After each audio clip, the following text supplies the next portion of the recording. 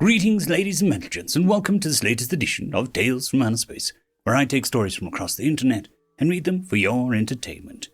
Just a quick note before we go into the story. I've created a new channel, and all series from this channel will be moving to that channel over the next month.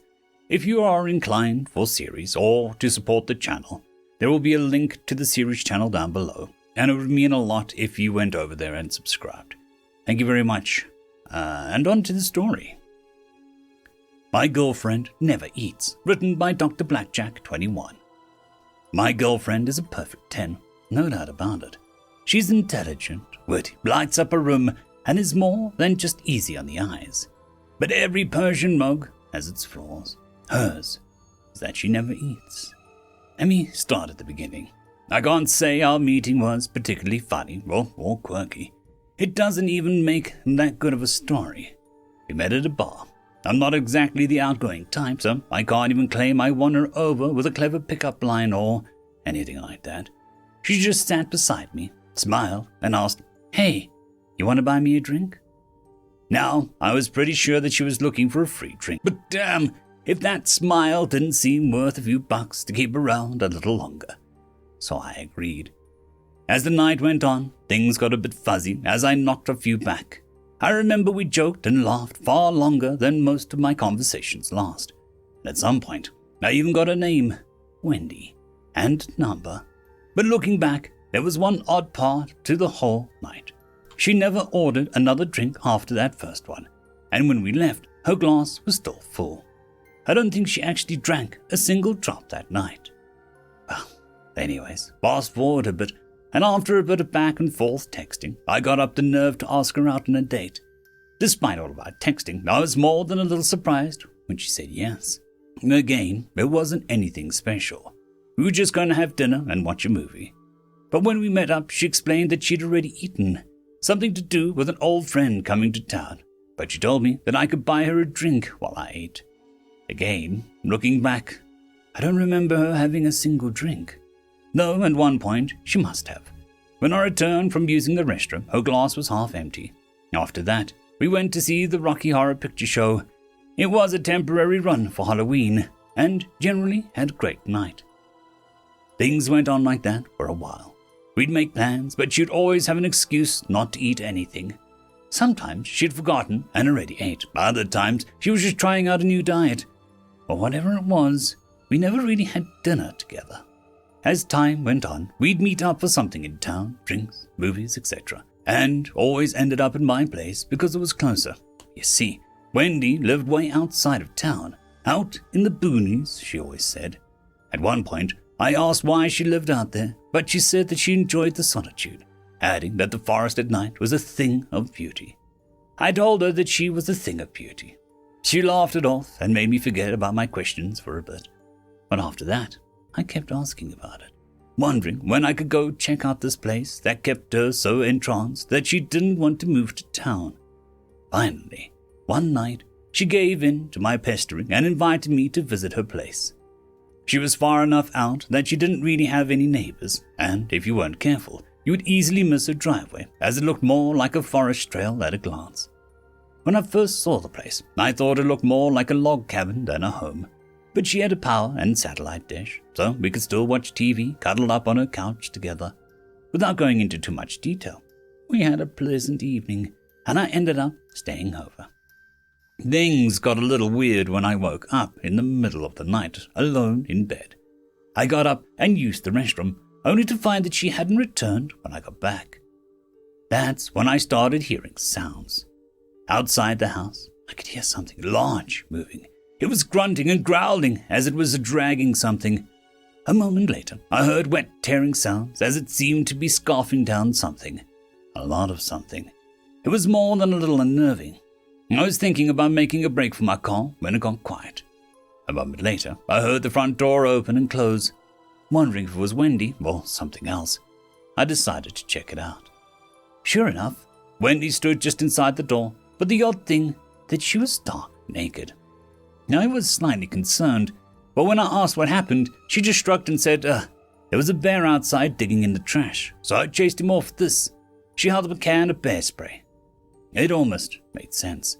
Not that I'd be willing to go confront a bear in the middle of the night, but then again, I was a city boy who didn't know any better, so maybe country folk, her words, not mine, just treat bears like oversized raccoons. However, there was still one glaring question that I had to ask. But why did you go out there naked? She looked down at herself and laughed. Well, I suppose I don't have to worry about clothes out here all that often. I don't get many guests, and there aren't any neighbors. I guess I just forgot. That was more than a little odd, but everyone has their quirks, and it wasn't worth starting a fight in the middle of the night. I just decided to shrug and leave it be. The next morning, I woke up to the smell of breakfast. I figured this was it. I was finally going to see Wendy eat something. Just as I got up, Wendy walked into the room carrying a tray with 2 eggs, some toast, and orange juice. But it only looked like 1 serving. When I asked her if we were sharing, she laughed and said, "Oh, I already ate earlier." I have to admit, the food was good, but I was somewhat frustrated. Why did she never eat in front of me? I was about to ask this question when she excused herself to use the bathroom. Realizing this was my chance, I snuck over to the fridge to look inside. Inside the refrigerator was 1 egg carton, missing precisely 2 eggs, 1 container of orange juice, missing about 1 glass worth of juice, a loaf of bread, missing 2 slices of bread, and some butter, which looked like it was missing just a few scrapes. There was nothing else, not even a condiment. The only food missing was easily accounted for by my breakfast. When I heard her finishing up, I snuck back into the room and pretended to be finishing my breakfast. The rest of the day went pretty normal, and I headed home in the early afternoon.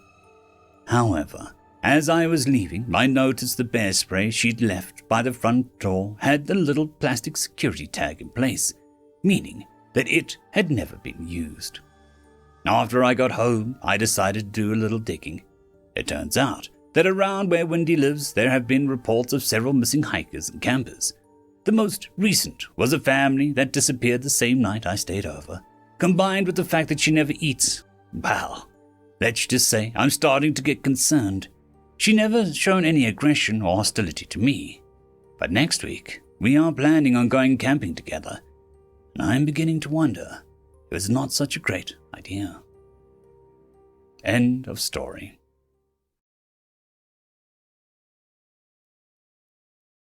Story number 2. The application written by Ouijan Warrior.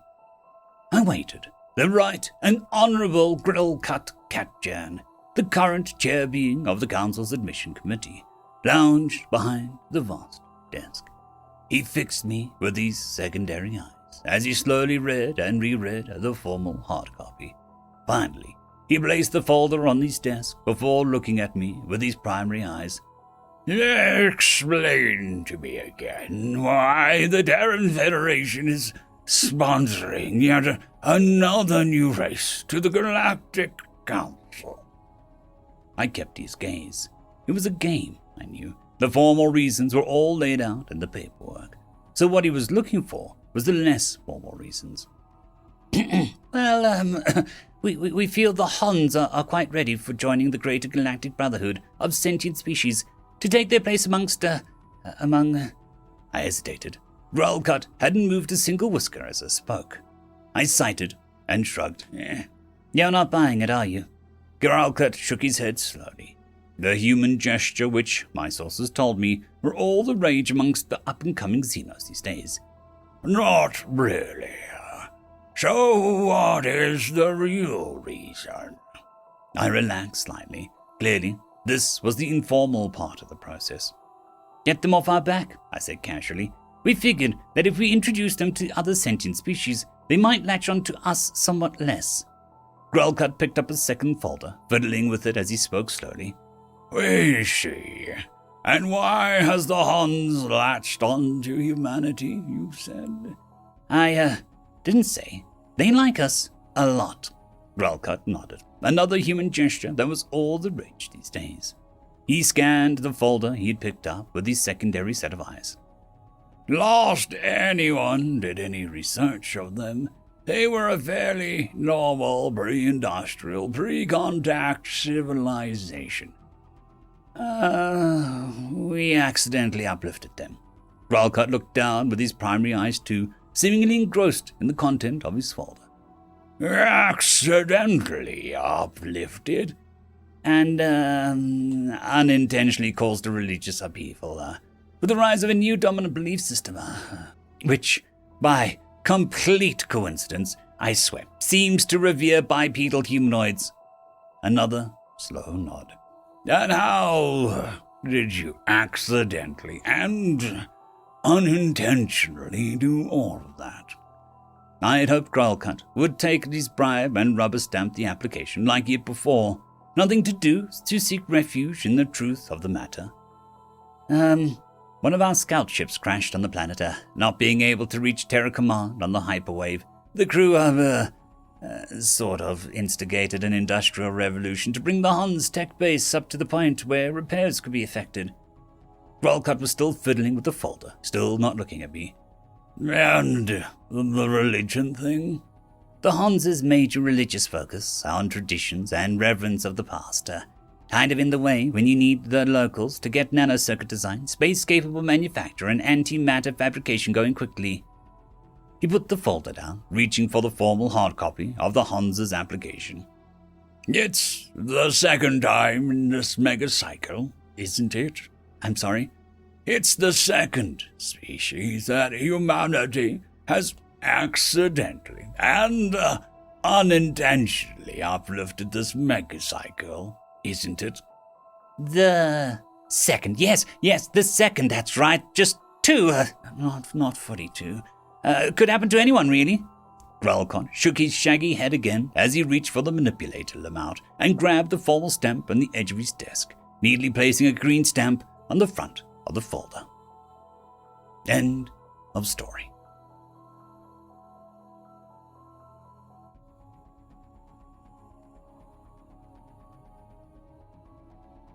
There is a new legend on the horizon. Blueberry Cat has taken the T6 Patreon spot. Thank you very much, and I'm sure that I speak for everyone when I say that. I would just like to thank our T5 members, Lord Azrael, Ambrose Cattell, Quantum Wednesday, Drexoon WRE, Blueberry Cat, Cam Maxwell, Casper Arnholtz, Bushmaster 177, and Leslie 517. Thank you very much.